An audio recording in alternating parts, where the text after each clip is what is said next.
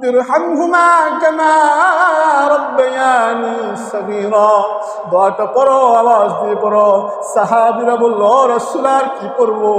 বলে সূরা ফাতিহা পড়ো। আলহামদুলিল্লাহি রাব্বিল আলামিন আর রহমানির রহিম মালিক ইয়াউমিদ্দিন।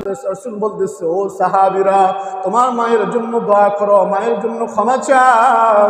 সাহাবীরা আওয়াজ দিয়ে বলল, রাসূল আমার মা তো বেঁচে নাই, মা তো বেঁচে নাই, বাবা তো বেঁচে নাই।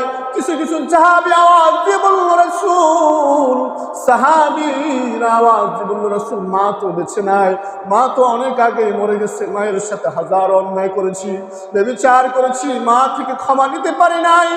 ও রাসূল, কিভাবে আমি আমার মা থেকে মাপ চাইব? রাসূল আমাকে শিখায় দেন, শিখায় দেন।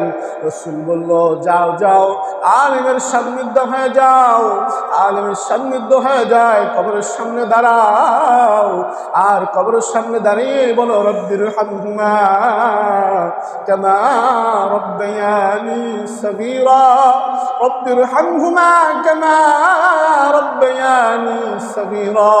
দোয়াটা পড়ো, আওয়াজ দিয়ে পড়ো। সাহাবীরা বলল, রাসূল আর কি পড়ব? বলে সূরা ফাতিহা পড়ো। আলহামদুলিল্লাহি রাব্বিল আলামিন আর রহমানির রহিম মালিক ইয়াউমিদ্দিন ইয়াকা না'বুদু ওয়া ইয়াকা নাস্তাঈন। ওই মা তো হতভাগা হয়ে যাবে, যেই মা সন্তানকে এত কষ্ট করে প্রসব করলো, এত কষ্ট করলো যে সন্তানের জন্য, কিন্তু আফসোস লাগে, মা মরে গেছে 10 মাস হয়ে গেছে, 10 বছর হয়ে গেছে, মা মরে গেছে 20 বছর হয়ে গেছে, এই পর্যন্ত মায়ের কবর পর্যন্ত দাঁড়ায় নাই। আফসোস, এমন মা হতভাগা কিয়ামতের দিন আফসোস করবে আর আল্লাহর কাছে বিচার দিবে, আল্লাহ আমার সন্তান বেঁচে ছিল, আল্লাহ